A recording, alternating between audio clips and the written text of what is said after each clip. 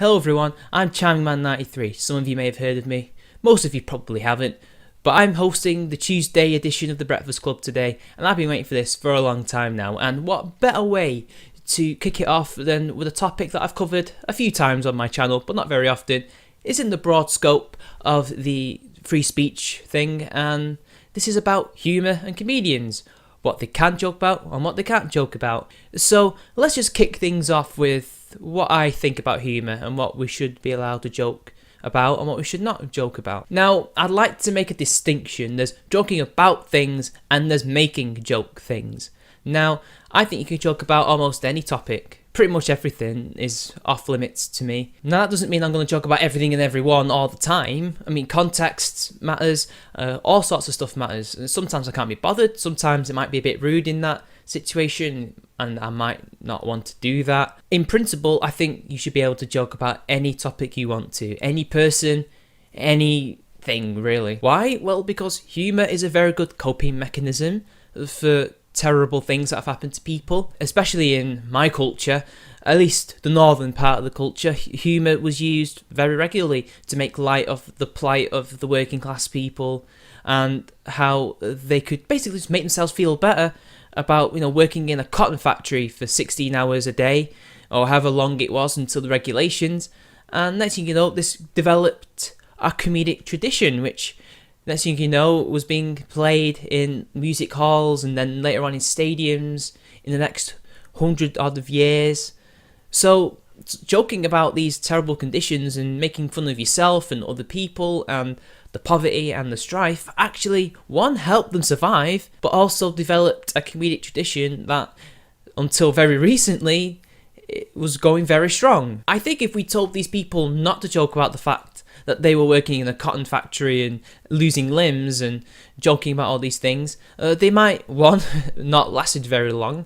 We wouldn't have had this comedic tradition, and I think that would have just been against their free speech. Now, before we get back to joking about things, what about making joke things? And what do I mean by making joke things? Well, for example, prank calls, or doing pranks out on the street, or doing any kind of thing like that, really. It depends on the context, and it depends on what you're making a joke thing. For example, I wouldn't ever make a joke accusation to the police about somebody. I got into a scrap on Twitter about that a couple months back, but they decided that that meant I was against joking about the topic of said accusation, not actually against the act of doing the joke thing. I think that's where the confusion came from, and I was labelled a hypocrite, when really that's not hypocritical. Nobody in their right minds, unless they were incredibly horrible, would ever make a joke rape accusation or a joke assault accusation, because especially if that's labelled at a man, in the regard to the former,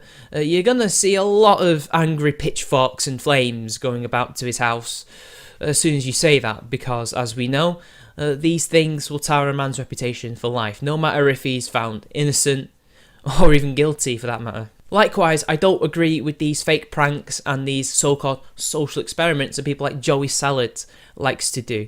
Basically, he will make a situation up.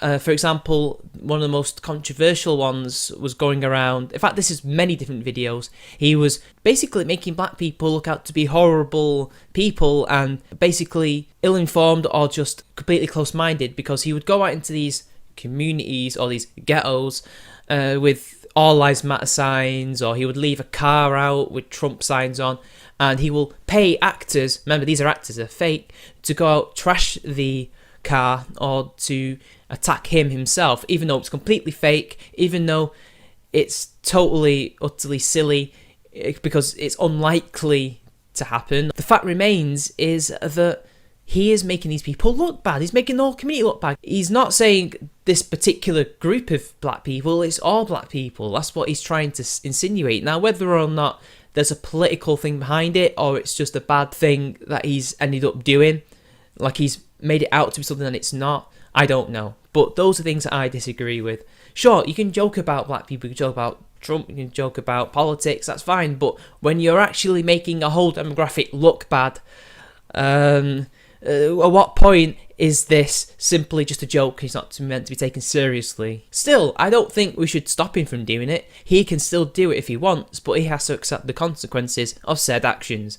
Mainly a lot of criticism and a lot of backlash. Now let's get back to joking about things. Now, look, this is not a recent thing. This will never ever stop, I think, until we actually decide to, oh yeah, we better stick by these principles that we hold so dear, like freedom of expression and free speech. But comedians have always been told to not joke about things, to not talk about things, to not say this, to not say that, because it hurts people's feelings, or it's obscene, that's a big one, or it's blasphemous, or any adjective you can think of. I can think of a modern example right now by the name of Mike Ward, who was recently fined 42,000 Canadian dollars for making a joke about a Quebec teen. Now, it was a joke. He didn't mean it, but still, in Canada's situation with the current leader, Pope Trudeau, basically these people can be sent to jail or fined for saying things that somebody disagrees with, or because they feel threatened, or they feel offended, or they feel harassed.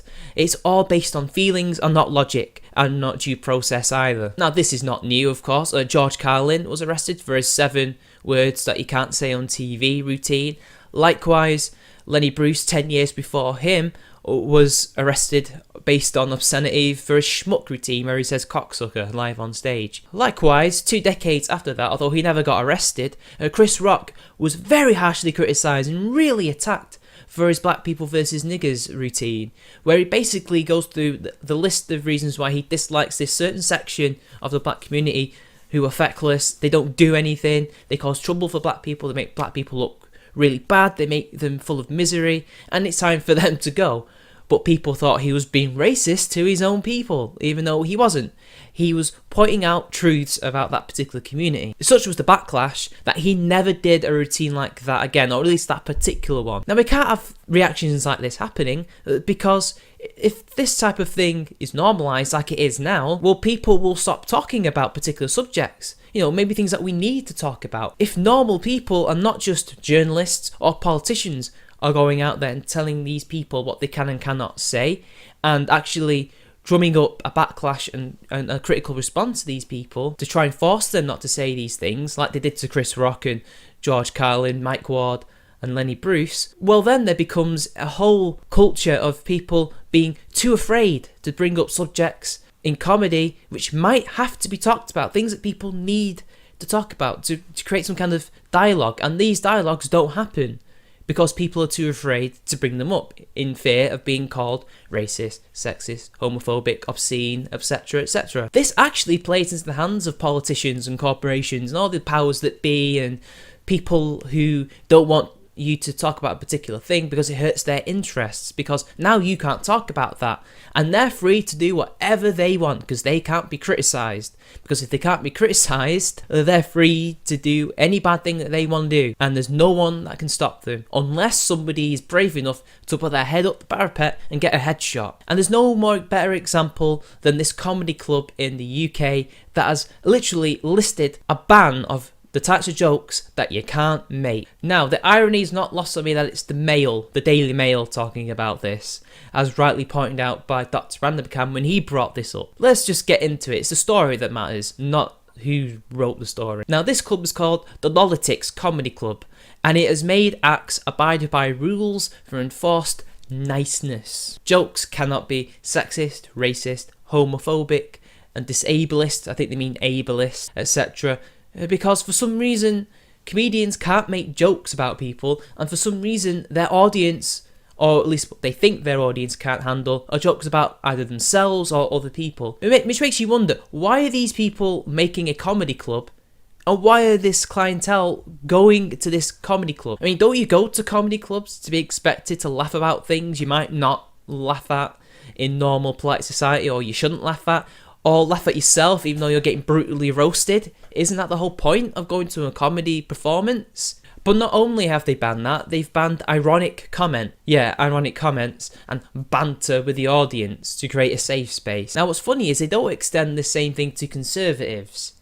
because you can't joke about all these people, but you can joke about them, do all those jokes. But then again, this is the Daily Mail, and they do the same thing to left-wingers and other people all the time. That's where the irony comes in, people. Now, also, they've stopped interaction between the audience and the comedian, which is an incredibly important part of stand-up comedy. Like, what's the point in going there if you can't talk to them? Basically, the comedian can't ask them questions one-on-one, and they in turn cannot heckle him or make jokes to him in response. Now, even though heckling is bad sometimes, it actually somehow makes it even better, because there's like a back and forth, and it can be really funny or really irritating depending on which person is doing the heckling and which comedian is roasting said particular heckler. We all know some of the greatest comedic moments comes from heckles. For example, Bill Hicks's absolute crazy rant when one person shouted Freebird, although that said he was heckling him quite a lot throughout the entire gig, but that created one of the most amazing comedic moments ever. In fact, this club has gone so extreme that you can't even joke about the French. How the hell can this be a British comedic institution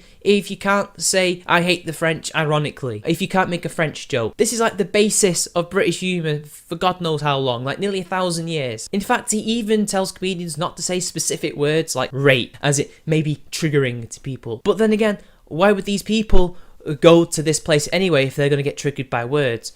Or how do they even cope in real life if they hear this word all the time? And again, I think this boils down to them patronising the audience and these people who they think they're protecting. They think that disabled people, that people who are ethnic minorities or religious minorities or anything like that can't handle anything because they're either too weak-minded to do so, or they're too weak to put up with the apparent white comedian up on stage taking the mick out of them. And we know damn well that most of these people can take a joke and they can dish it back as well. And this is where it boils down to. It's patronising. This whole, oh, you can't joke about that because of somebody's feelings, is usually done by a moral minority or majority who thinks they can speak for everyone and everything.